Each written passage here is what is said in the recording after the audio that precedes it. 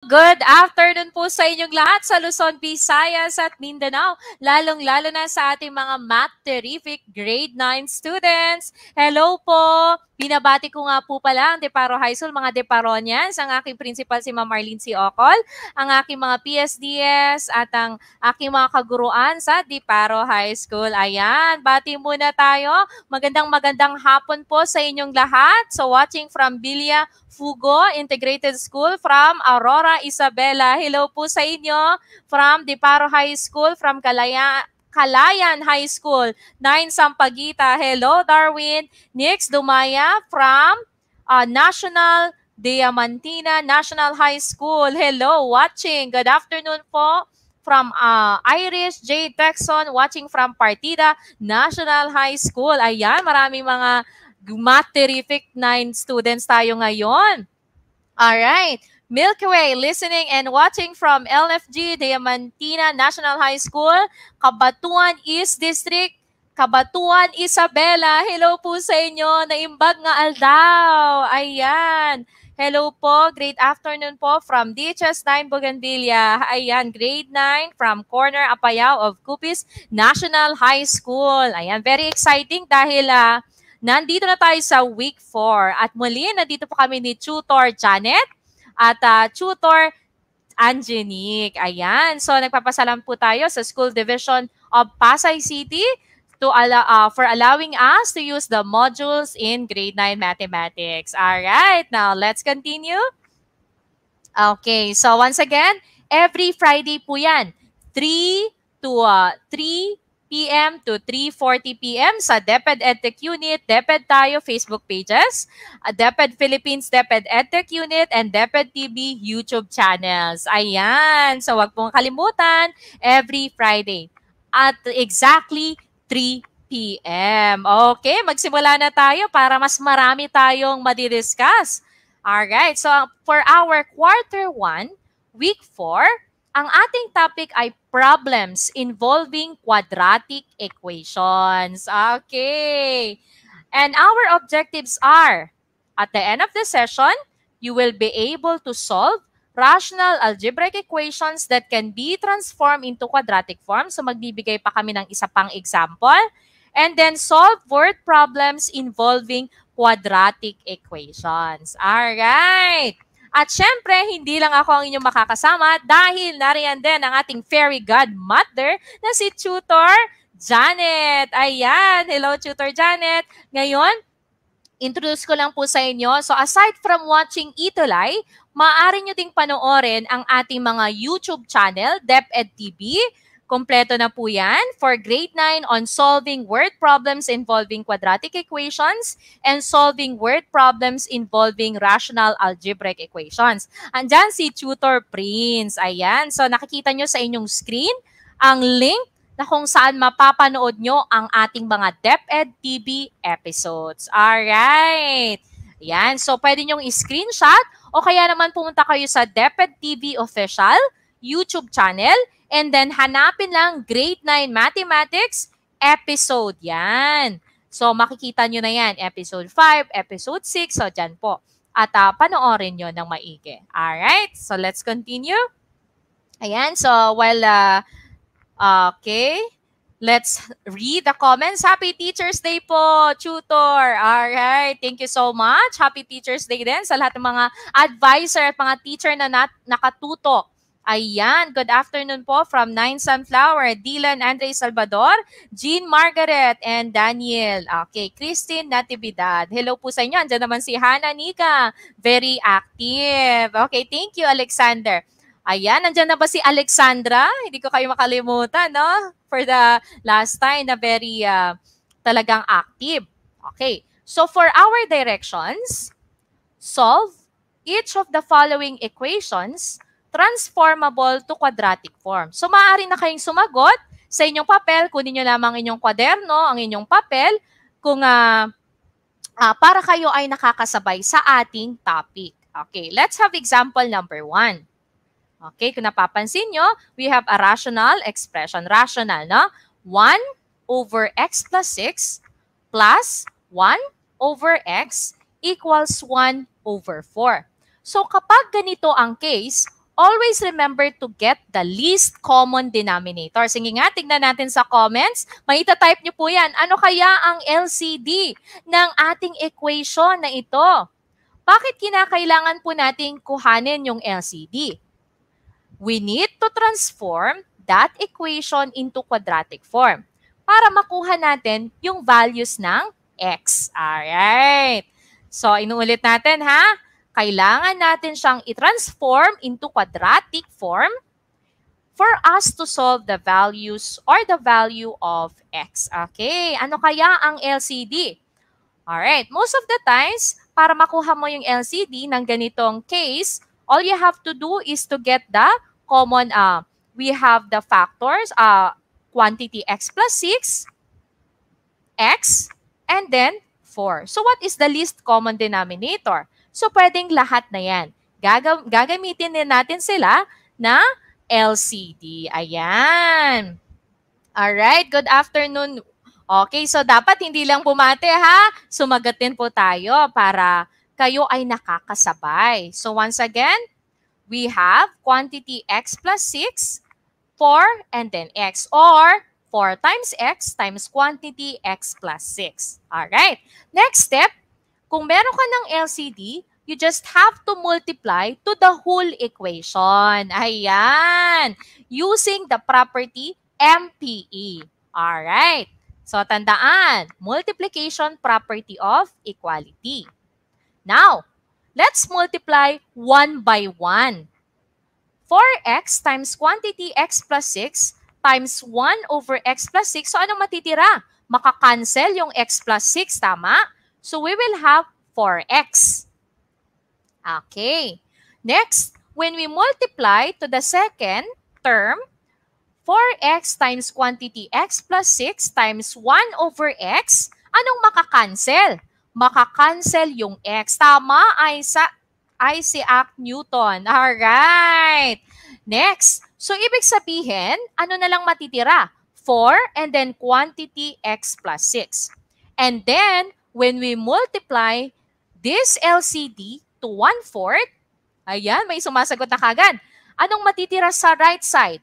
X times quantity x plus 6. So, hindi dyan natatapos. Kailangan nating i-simplify and combine like terms. Ayan, so we will have, okay, by distributive property of equality, 4 times x, 4x, 4 times 6, 24. So, we have 4x plus 4x plus 24 equals x squared plus 6x. Ayan, may sagot na kagad si Darwin. Tignan nga natin kung yan ang tamang sagot, Darwin dyan. Okay, next slide po. So, ayan. Sabi ni X, pero X na po yan, tutor Angie, wag na po natin siya hanapin. Alright. Sometimes ginagamit lang natin talaga yung X, no, to represent. Okay. Alright, may hugot talaga si Isaac, no? And then, let's combine like terms. So, 4x plus 4x, 8x. Ayun, nilagay niya na talaga sa comment section. Plus 24. Yan. Okay. Plus 24 equals x squared plus 6x. Since si x squared ay nasa right side, pwede naman nating i-transfer lahat ng nasa left side sa right side. Bakit, tutor? So, para mas madali nating ma-factor. Ayan. So, kapag transfer na natin, no, 8x, it becomes negative 8x. Positive 24, it becomes negative 24. Pero merong property dyan, ha? Hindi lang yung transfer. That is because of APE, addition property of equality. Ayan. Alright. Now, let's combine. Positive 6x minus 8x, that would be negative 2x. And then, we have 0 equals x squared minus 2x minus 24. Aba, tama talaga si Isaac Newton. Yan ba talaga yung tunay mong pangalan, anak? Alright. Now, ano na pwede natin gawin? And we can solve this by using different ways. Alright.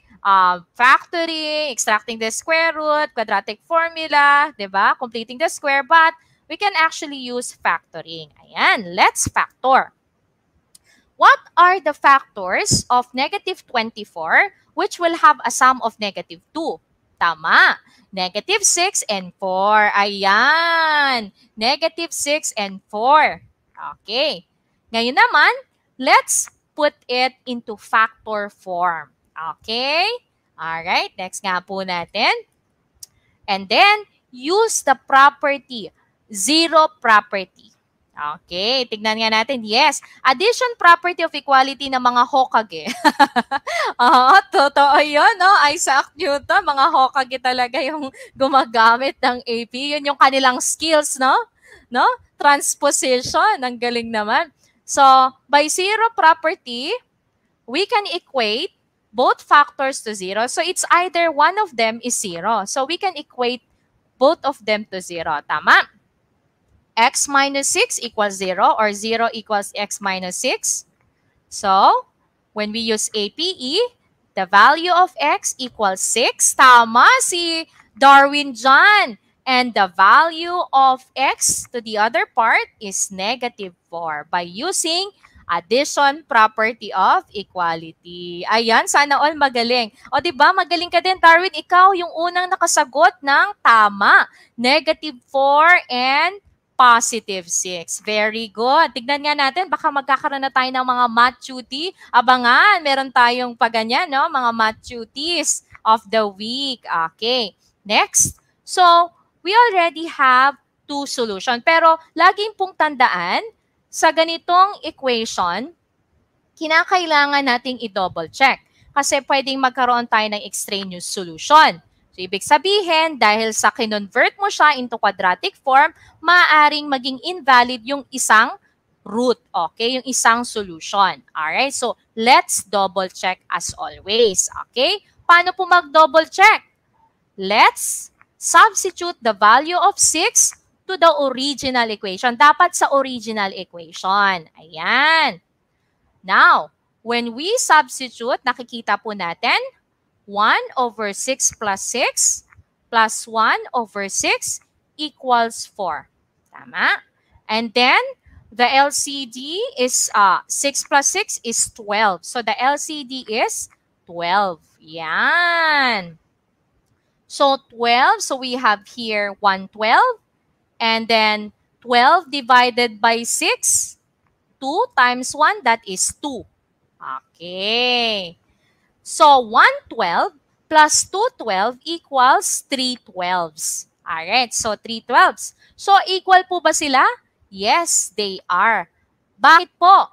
3 12s and 1/4 are equivalent fractions. Okay, because the lowest term of 3 12 is still 1/4. Ayan, so wag pong kakalimutan, simplify, i-double check once na-solve nyo na po yung equation. And always go back to the original. Tandaan? Always go back to the original, di ba? Malay nyo, wag lang laging papalit-palit. Kailangan doon sa original. Ayan. Alright, Jojo. Ano ba? Okay, marami ng hugot ang ating mga math terrific students, no? Okay. Alright. Next, dun po tayo. Dahil alam niyo na, at ang kinakailangan lang natin ay mag-practice, no? Next, yung isa pang root, i-check natin. Negative 4. Wag lang yung isa, dapat yung isa din. So, 1 over negative 4 plus 6 plus 1 over negative 4 equals 1/4. Ayan, tignan nga natin kung equal nga ba sila. So, 1, this will be 1 over 2 na. Tama? So, 1 over 2 plus negative 1/4. Okay, so we will have plus negative 1/4 equals 1/4. Okay, tignan nga natin. Anong LCD? The LCD is 4. Okay, so 4 is the LCD. So, we have here 2 over 4. Ayan. So, 2/4 ang equivalent ni 1/2. So, 2/4 plus negative 1/4. Tignan nga natin. 2/4 plus negative 1/4 equals 1/4. Tama. Because 2/4 plus negative 1/4 or 2/4 minus 1/4 is still 1/4. So, ibig sabihin, these are two roots of the equation, of the original equation. Alright, next, let's have another example. Word problem naman tayo. Okay, so tawagin na natin ang ating fairy godmother. So, let's have the problems involving quadratic equations. So, always remember, kinakailangan dito natin ng practice ng translating English sentences into mathematical sentences. Okay? Ayan. So, abangan natin si Tutor Janet. Ayan. Hello, fairy godmother. Hello. Ayan, nakita na ba ako, tutor? Yes po. Ayan. So, para sa ating unang problem, so this is to answer the second objective. So, kasi marami tayong different types of problems in real life that can involve quadratic equation. So, one of those na binigay nating example dun sa ating unang episode, no, sa ating unang broadcast rather, ay yung mga ganitong problem. In fact, this is similar, very much similar doon sa inintroduce nating problem that illustrate a quadratic equation. Okay, so kagaya ng sinabi ni tutor, so very much important, no, sabi nga ni Math Diwata tutor, isa na namang learning gap yung kailangan nating i-address. Paano nga ba tayo mag-translate ng mga phrase, no, English phrases into mathematical expression. Okay, so we have to be aware, no, sa mga terms na dapat nating bantayan doon sa problem. Okay, so I'll be reading the problem first. So you can read with me silently and then repeat reading it para hanggang sa maintindihan na yung problem. Okay, so a rectangular lot whose original dimensions are 6 meter by 7 meter is to be used for gardening. And it is to be surrounded by a pathway of uniform width. Okay? If the area left after making the pathway is 12 square meters, what is the length of a side of the pathway? Okay. So again, what are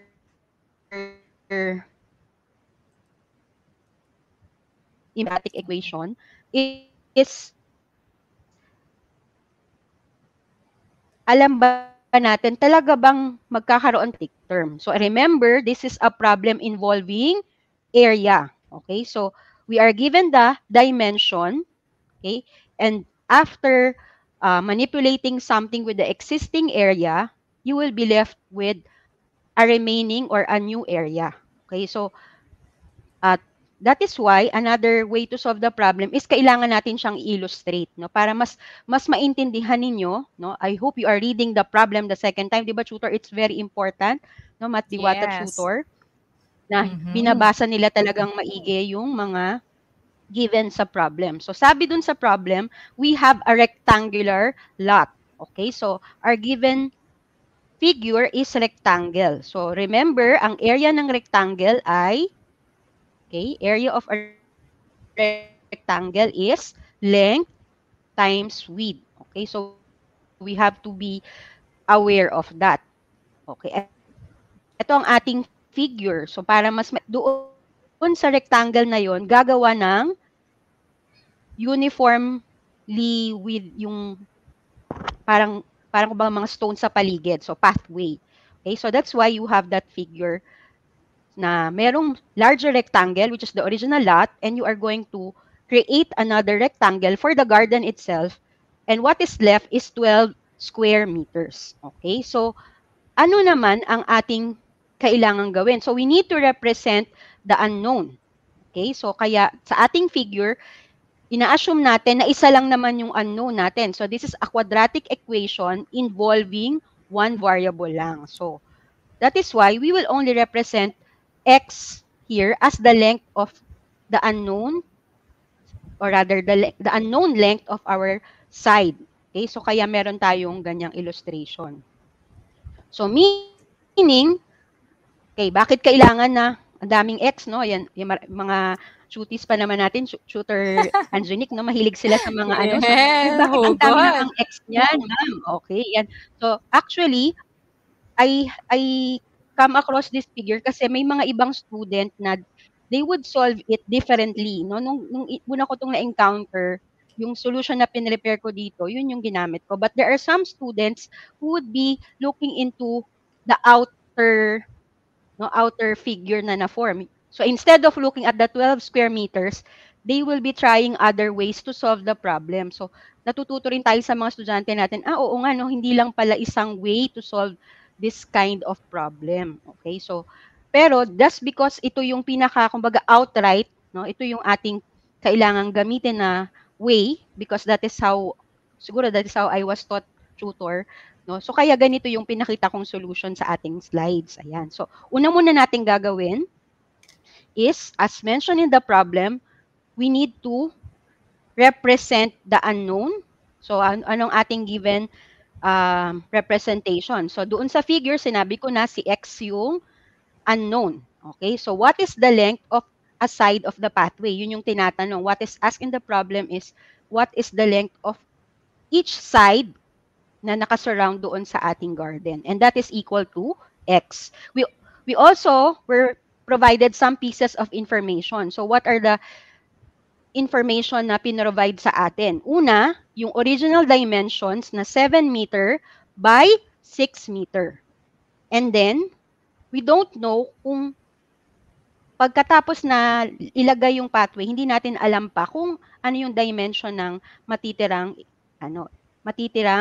lot. But we know the total area, which is 42 meters or 42 square meters, and the new area after placing that pathway. So, which is 12 square meters. Okay, so ayan. So, very clear sa ating problem na saan natin nakuha yung new area is 12 square meters because the area left after making the pathway is 12 square meters. Okay. Ayan. So, ito po yung ating provided na area. So, what's next? So, after we know what is asked in the problem and what given information are provided for us, we are now going to, okay, so further illustrate sa ating, para ma-create natin yung skeleton ng equation, na we need a working equation. So we will be using the diagram. So sabi ko dito, di ba? Rectangle siya, so meron tayong length. So let's have the horizontal side as the length because it appears that this is 7 meters, that is our length, okay?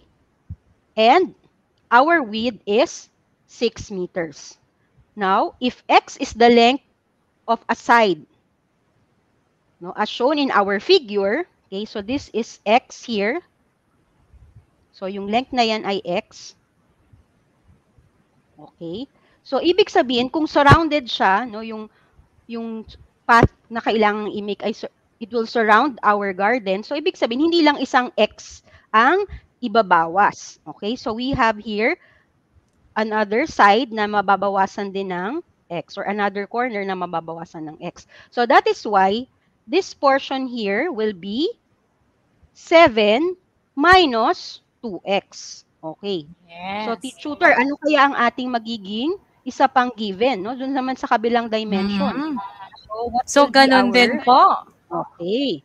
So, because it's, of course, a rectangle, so kung ano yung binawas natin dito, uniform daw kasi, so dapat, kung 6 ang ating original width, okay, so this one will be 6 minus 2x. Okay.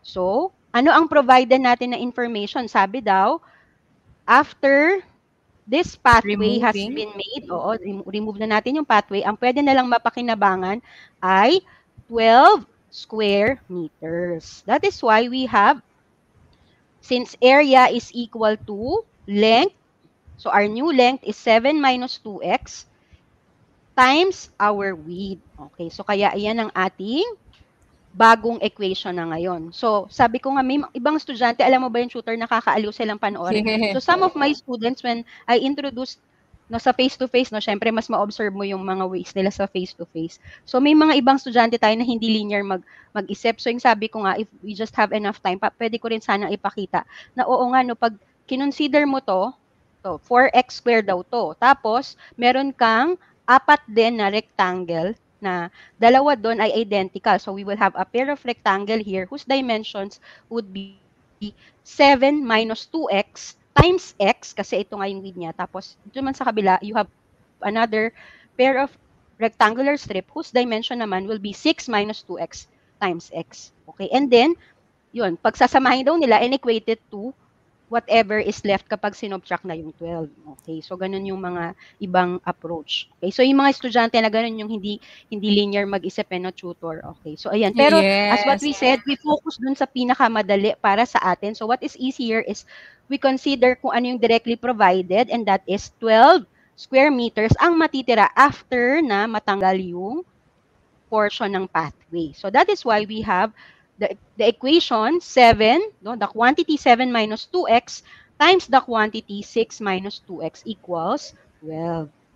Yan. And then, of course, so kagaya ng ginagawa natin, how do we make this into quadratic, the standard quadratic form niya? So, of course, by FOIL method, we will have, okay, so multiplying everything.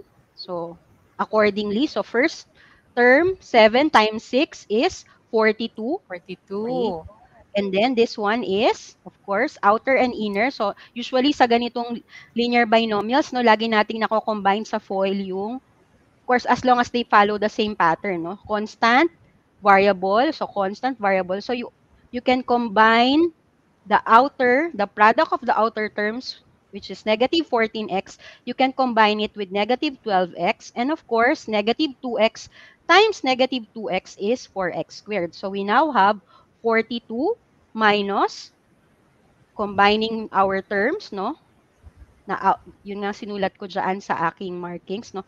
12 and 14, so they are both negative. So we have 42 minus 26x plus 4x squared, not equal to 0, but equals 12. Because remember, this is our remaining area. So be careful na maging tayo, medyo may fidelity tayo dapat doon sa problem na nakastick doon na 12 yung ating constant sa right side. And of course, nakasulat na ba siya sa isolated na yung 0? Hindi pa, no? Kasi nga meron pa tayong 12. And of course, kailangan din natin, ideally, mas madaling i-factor kung naka-decreasing power of x. So we will now have to write it first as 4x squared minus 26x plus 42. So we call that commutative property, no? Pwede nating i-rearrange para mas madaling ma-factor. So what we have therefore after subtracting 12, okay? So sabi natin APE, yung sabi ni Isaac Newton, sabi niya, di ba? Transposition yung shorter way, pero sa mga Hokage. Hokage, sorry. Hindi ko alam yung ibig sabihin ng Hokage. Yan. So, ang ating term na ngayon na i-isolate, dapat kasi yung 0, so we need to apply APE. So, what is left? So, meron na tayo ngayong, yan, 4x squared minus 26x plus 30 equals 0. Ayan. Anong sunod kaya natin gagawin, tutor? Ayan. Nasa quadratic form na siya, tutor. Okay, pero pwede rin namang mag-simplify bago i-factor. No? Tama, ang galing talaga sa mga technique ni Tutor Angenic tayo matututo. No? Alam natin na since pwede pang i-simplify, no? Meron tayong 4 dito, 26 and 30. Although factorable na siya as it is, it's easier to factor. Remember that in math, much of things that will be done, mas maganda kung naka-simplified muna lahat. So, i-simplify muna natin yung ating quadratic equation by reducing it to lowest term. So, divide the whole equation by 2. Okay? So, ano matitira? So, magiging 2x squared minus 13x plus 15, no, equals 0. 0 divided by 2 anyway, still 0. So, remember sa equation, okay lang yon, no? Pero pagdating natin sa mga sunod na lesson, tutor, no, kailangan maging aware sila. This is only applicable kasi meron tayong tinatawag na multiplication property of equality. Okay, so we can divide any number to both sides of the equation as long as pareha sila. Okay, ano sunod na, tutor? So, ayan. Alright. Yan, kailangan na natin. Okay, so zero property. Okay. Yes, i-factor po muna natin. Okay, Bago tayo pwede po nating i-observe yung A and C. Tama, Tutor Janet? Oo. So, titingnan natin, ano kaya ang pwede nating gamitin na factor? No? Pinakamadali para sa akin yung, eto natutunan ko rin to sa mga estudyante ko. Doon naman sa mga international school, ganun kasi sila mag-isip eh. So, sabi nila, pwede yan mas madali tutor mag-factor this way. So, 2x. So, since prime number naman daw kasi yung coefficient ng quadratic term, so, factor na natin siya as 2x. Automatic na yon 2x tsaka x na lang yun. Okay? Pero yung 15, doon tayo ngayon mag-iisip ng factors. What are the factors of 15? Tayo dito, ang factor na kailangan natin would be either 5 and 3 or 15 and 1. So, napaka-imposible man na 15 and 1. So, we will either use 3, 5, or 5, 3. So, because kailangan ko ng 10 and 3 na sum, so I will have 5 at saka positive ba or negative. So, dahil nga tayo ay may middle term na negative, so anong gagamitin natin, tutor? Negative? Negative. Minus. Yeah, very good. So, parehas po sila dapat ng sign. And then, how do we check if our answer is correct? Magpo-FOIL method po kayo. And of course, you know that when you expand these two binomials, 2x minus 3 and the other one, x minus 5, pag minultiply, ang sagot dapat ay 2x squared minus 13x plus 15 equals 0. Ayan, saka tayo ngayon mag-zero product property. So, sabi nga ni tutor, so since the product is equal to 0, ayan. So, pwedeng sabihin natin na isa or both of the factors is equal to 0. So, equating both factors, kuha nating sagot, tutor. Plus 3. Is this the final answer, tutor? Hindi pa. Dun sa 2x equals 3. Okay, so, apply ulit tayo ng division property or multiplication property of equality. Mag-multiply tayo ng 1/2. So, 1/2 of 2 is 1. So, we have x equals 3 halves. Kasi yung isa, since ang leading coefficient ay 1 na, so x equals 5 na siya. So, our yung two roots ng quadratic equation ay equal to 3 halves and 5. Okay. But, okay, ano ang ating magiging, dito, but. Yan, may but siya. But. Okay. Bakit ang sagot natin ay the length of the pathway is 3 halves meter. Although, dalawa yung roots ng equation natin, x equals 3 halves and x equals 5. Bakit ang sagot lang natin ay the length of the pathway is 3 halves meters? Okay, ano kaya ang sa palagay ninyo ang reason? Sige, antayin nga natin ang comment. I'm actually also checking on their comment, no? Yan. So, actually, Tutor Janet, no, ang daming hugot ng ating mga students. At meron na po tayong nakasagot dito ng factor bago pa lang binigay. Galing ni Raver Valenzuela. Oo, si Raver. Oo, galing niya. Sabi niya, 2x minus 3. So, kaya meron tayong positive na roots, no? Both 2x minus 3 and x minus 5 equals 0 po. Ayan. Thank you, Raver. Pero ngayon, ang tanong, so medyo mahina ba yung tutor? Opo. Okay bang aking signal? O, ayan. So, ayan po, bumalik ano naman bang reason? Ayan. Ano naman ang reason bakit natin sinasabi na x equals 3 halves lang? So, kagaya ng ating unang representation, no, babalik tayo dun sa original. So, although we were able to successfully solve the problem, so nakuha natin na 3 halves at saka 5 yung sagot, kailangan nating balikan yung condition ng problem. So, this is a problem involving an actual garden. So, dapat ang pag pinlog in natin siya dito sa ating mga representation sa ating diagram, we will have, of course, values that are greater than 0. So, what happens if we have 3 halves? Okay, tingnan natin, i-check natin kung masasatisfy yung equation. Okay, so 6 minus 2 times 3 halves, okay, which is our answer early on, is equal to 4. Okay, so meaning our new width is 4. So this one is 4 unit. Tutor Janet. Ayan, 3 po ata, Tutor Janet. Hello? Ayan, medyo problema lang po sa net. Ayan, so kapag dinoble check po natin, mapapansin nyo, katulad ng sinabi, may sumagot dito sa ating comment section. Si Alexander, sabi niya, wala pong sense ang x equals 5. Dahil kung yan ang pathway, 10 meters na agad ang total. Lagpas na sa... Ayan. Ayan, Tutor Janet, medyo nawawala ng konti. Ayan, sige, share ko lamang po, no? Okay, wait lang po natin. So, may sumasagot na actually sa ating comment section. So, balik po tayo dito. Alright, share ko lang po. Okay. Yan, hello po sa inyo. So, i-share ko lang po direct ang aking screen. Okay. So, habang naghihintay tayo kay Tutor Janet, ayan. Alright. So, actually, may sumagot kanina dito na dahil ang pathway ay kaliwat kanan. Ayan po, pa-share screen po. Ayan. Lang. Okay, yan na po. Alright. So, kapag ginamit natin yung equal to, Tutor.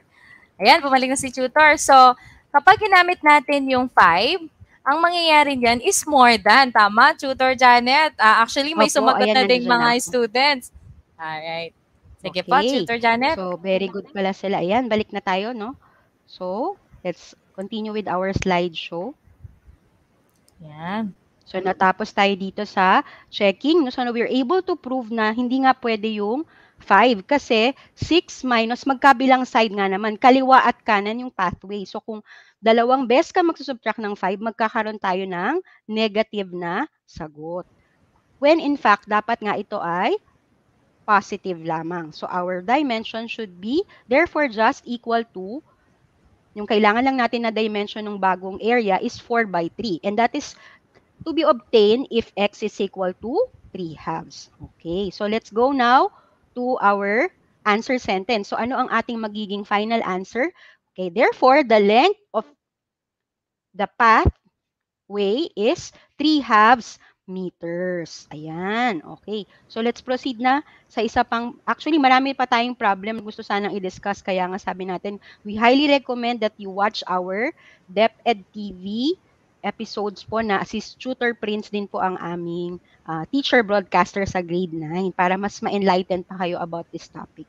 Okay, so we will proceed now to another kind of problem. Okay, ayan, so bilisan ko lang, Tutor, dahil wala na tayong oras. So, ayan. 2 women, Jane and Mary, working together can mow a lawn in 72 minutes. When working separately, Jane can mow the lawn 1 hour faster than Mary. Then, how much time would it take for each woman to mow the lawn when working separately? So, makikita natin yung given dito. Pwede nating encircle. Gumamit tayo ng mga marks. So, 72 minutes kapag working together. So, yung 72 minutes is about 72 divided by 60. It's about 1.2 hour. Ayan. Okay. And then, ang tinatanong bakit kailangan natin siyang express sa hour, Tutor, no? Kasi, ang ating given should be uniform yung unit nila, no? Kasi ang sabi dito, Jane can mow the lawn faster by an hour. So we have to write them with the same unit. Okay. So ayan. Alright. Carry on, Tutor. Yes. So, bakit nga pala ang lalagay natin is T? Siyempre, it represents the time. Ngayon, dahil ang nakasulat dito, Jane can mow the lawn 1 hour faster. So, ibig sabihin, dahil mas mabilis siya, less 1 hour yung kanyang time. So, ibig sabihin, siya yung T minus 1. So, tandaan natin, ha? Kung faster, ibig sabihin, mas mabilis, lesser yung time. So, T minus 1. So, si Mary naman yung T. So, this is the number of hours to finish the work. Ngayon, dahil ang tinatanong natin ay work rate problem, kailangan nating hanapin yung portion ng kanilang trabaho, no? Portion of the job done per hour. So, that's gonna be, for Jane, 1 over t minus 1. For Mary, that is 1 over t. Pagkatapos, yan, tutor, ilalagay na natin siya sa equation. Since the time needed to finish the job when they work together is 72 minutes or 1.2 hours, so this will be the equation. 1 over t minus 1 plus 1 over t equals 1 over 1.2. Paano po naging 1.2? So tandaan, 72 divided by 60 is 1.2. Aside from that, pwede naman nating 1 over 72 over 60. So, magiging 5/6. So, pwede din nating i-represent into fraction. Ayan, para mas madali, no? Tutor Janet. Yes, And then, opo. the same thing na ginawa natin a while ago, let's multiply by LCD. Ayan. Let's Yes. transform this equation into quadratic form. Quadratic. Ayan. So, the LCD is 60 times the quantity T minus 1. Ayun. So, tignan natin ha. Dapat isa-isahin natin. So, we have, when we multiply to the first term, ito po yung magiging sagot, 60. Alright? And then, 60 times quantity T minus 1, yung LCD, multiply natin sa 1 over T. Ang natira ay 6 quantity T minus 1. And then, when we multiply the LCD to 5/6, ang matitira ay 5t times quantity t minus 1. So, ganun pa rin. Ang kailangan lang natin gawin kapag nasa right side yung square, no? Ilagay na natin, i-hokage na natin, no? Pero So, addition hokage. property, po. Kailangan yung addition property of equality, lagi nating i-consider. So, we will have 5t squared minus 5t minus 12t plus 6. Then let's combine the middle negative 5t minus 12t. So that is negative 17t. Okay? And then, di ba, Tutor Janet, ano pong gagawin natin? Yan. So now that it's quadratic, wala na tayong pwedeng i-simplify, no? So already, meron na tayong mga relatively prime numbers, no? 5, 17, and 6. So we can factor.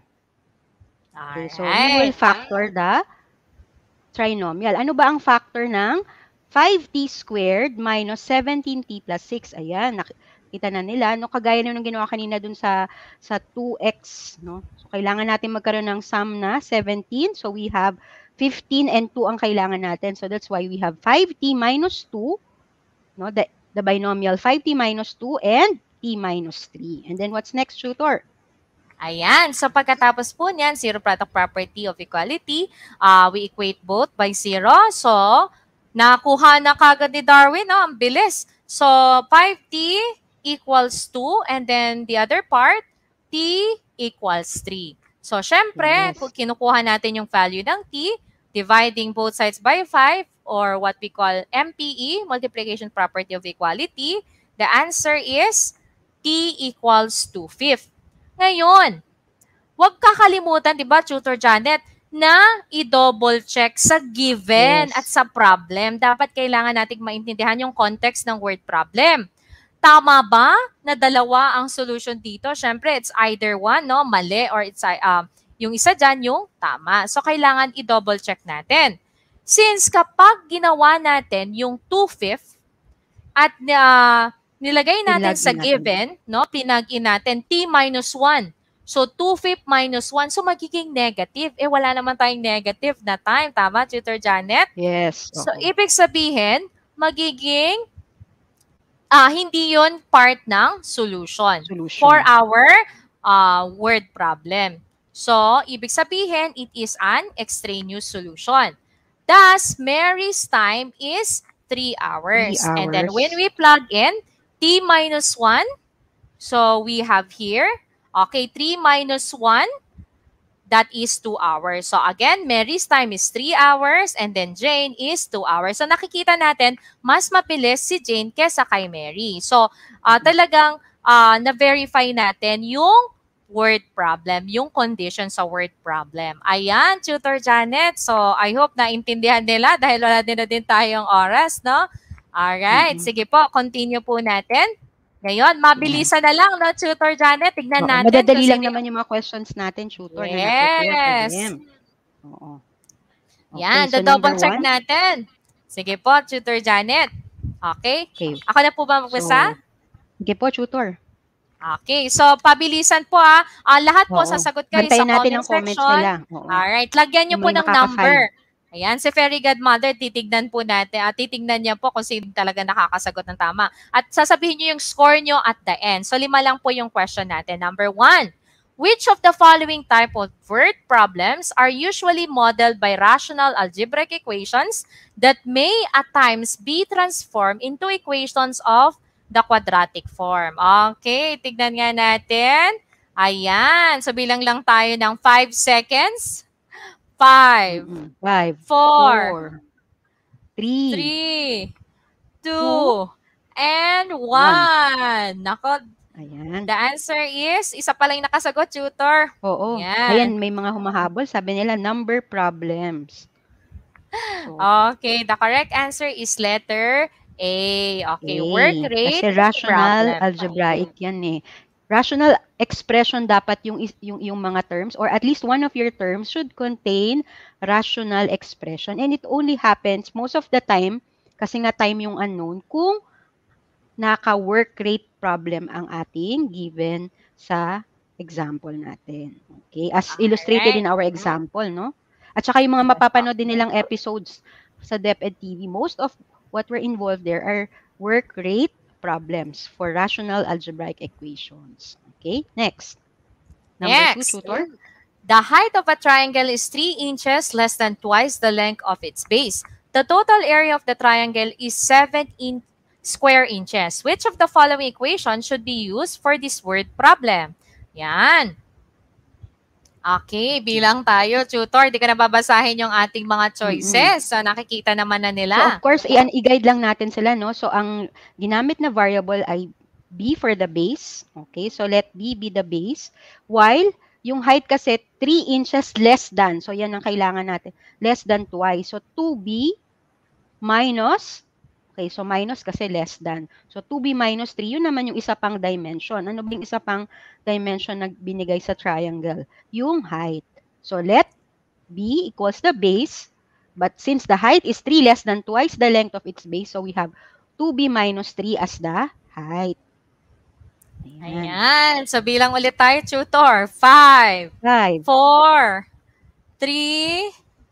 2, 1.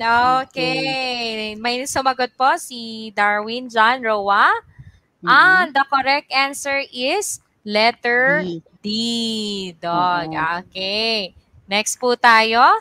Alright. Okay. Next, number 3 po tayo. Number 3. Okay. Which of the geometric problems can be modeled by a quadratic equation? Alright, ano kayang geometric problems dito can be modeled by a quadratic equation? So, geometric problems number 3. Letter A, the altitude of a triangle is 3 cm less than the base. The area of the triangle is 35 square centimeters. What are its dimensions? Ito ba yung sagot? Letter B, Emily wants to buy wood to make a frame for her picture. Her picture is a 10 inches by 8 inches rectangle. She needs to find the number of inches of wood in total that she should use to frame her picture. Or letter C, an amusement park wants to place a new rectangular billboard to inform visitors of their new attractions. Suppose the length of the billboard to be placed is 4 cm longer than its width and the area is 96 square meters. So, alin kaya dyan ang hindi? Okay? Hindi masosolve by by a quadratic kasi ang equation. concept natin ng quadratic ay yung nag-i-involve ng square unit. So, they just have to be on guard doon sa mga terms na hindi natin ina-associate sa area. Okay. So, alin dyan ang hindi na, yan, may mga sumasagot, no? Sabi ni Hana Nika, A or C? So, patanong pa siya. Pero may mas nauna pala mga nagsagot na. Ayan, bilis kasi ng mga sagot nila, no? So, si Darwin naman, on the other hand, Darwin John Roa, sabi niya, tutor, 3 is B. Okay. May mga nag-agree din sa kanya na the answer is B. Pero sabi ni Miss Rica Franca Cristal, A. Si Si Venice naman, sabi niya C. So, si Raver, another suki natin, since kanina pa, nababasa ko na yung comment niya nung ikaw yung nagbo-broadcast tutor, sabi niya B. So, tinan nga natin kung ano ang Alright. tamang sagot. Yes, the correct answer is letter B. Ayan. So, Ayan. kailangan i-check nyo ilan na ba yung puntos ninyo. Oo, Okay, may next na nakaka 2 tayo, points tutor. na, no? Okay. A rectangular flower garden with dimensions 3 meter by 7 meter is surrounded by the walk of uniform width. If the area of the walk is 11 square meters, what is the width of the pathwalk in meters? Ayan. Tignan na natin kung sino may makakasagot ng mabilis, no, tutor? Oo. So, unlike to dun sa problem natin kanina, no, medyo different siya. Kasi this time, meron ka ng existing na 3 meter by 7 meter and you are going to add another, no, part niya na magiging 11 square meters ang nadagdag. So, ang tinatanong ngayon, what is the width of the pathwalk in meters? Masusurprise tayo, tutor. Alam mo ba, may mga estudyante na pag nakita pa lang nila yung problem, nasusolve na nila, pag hiningaan mo ng quadratic equation, hindi siya agad makaisip ng quadratic equation, pero they find a way to get the answer fast. At tama naman, no, pag chinek mo. Yes po, tutor. Actually, yung kanina may gumagawa na nga ng trial and error. Pwede Yes. po yun. Okay, bilang tayo. 5, 4, 3, 2, and 1. Si Darwin na nga nagsagot kasi, no? Okay, pakita na natin sa number 4. Ano ang tamang sagot? Walang nakakuha ng tamang sagot, tutor, no? Okay, the correct answer is letter D. Yes. Okay, last na po tayo. Don't worry, Number marami 5. naman pwede naman pong mag-practice at panoorin ulit yung video. Okay, Yes, number 5. A 4 meter by 6 meter rug covers half of the floor area of a room and leaves a uniform strip of bare floor around the edges. What are the dimensions of the room? So what are the dimensions of the room? Is it A, 6 meters by 8 meters, B, 8 meters by 4 meters, C, 5 meters by 6 meters, or letter D, 12 meters by 4 meters? Ayan. So again, ayan, tinatanong. isa pang problem yun na tutor na by means of just being critical, may mga nagsosolve na dyan mentally, nakukuha na nila. Kasi sabi, ang existing na 6 by 4 na meter, 6 meter by 4 meter rather na rug, is 1/2 of the whole floor area. So, but just by looking at the figure, makuha na nila, ito nga, kailangan maging double ng 24 yung bagong area, no? Ayan, may sumagot na kagad, parang na ano niya na kagad, no, tutor. Tignan nga natin, bilang pero ulit kasi tayo ng kailangan uniform. So you have to be careful na uniform yung width na idadagdag, no? Kasi although dalawa sila na parehas silang equal doon sa double, no? Kailangan masunod yung condition na uniform yung bare na part ng floor ng room. Okay? So may nagsagot ng tama. Tingnan na nga natin, dalawa yung nakita ko tutor na nakatama. Si Venice at si Venice lang pala. Alright. Okay, actually, meron pa din teacher. Venice. Ayan, Lily Lan. Ayun, siya yung ayun pala. Lilan. Yan, naunang sumagot. Ayan. Alright. So, congratulations. Tignan nga po natin kung sino naka 5 over 5. 4 over 5. Oo, may mga naka 3 over 5 tayo. Oo, tutor. So, ilagay nila yung score nila, no, para ma-recognize natin sila sa next broadcast kung sino yung mga talaga namang naka-sweep kahit nung last 3 questions. Kasi mas nadalian yata sila doon sa last 3 questions natin. Yan. Ayan. Oo, so, yan, magpaalam na tayo, tutor. Yes po. So, yan. Maraming salamat po sa ating mga grade 9 Math Terrific students. So, every Friday po, 3 o'clock, tune in until 3:40 p.m. sa ating DepEd EdTech Unit Facebook page. Ayan, Tutor Janet, very good math there. Opo, maraming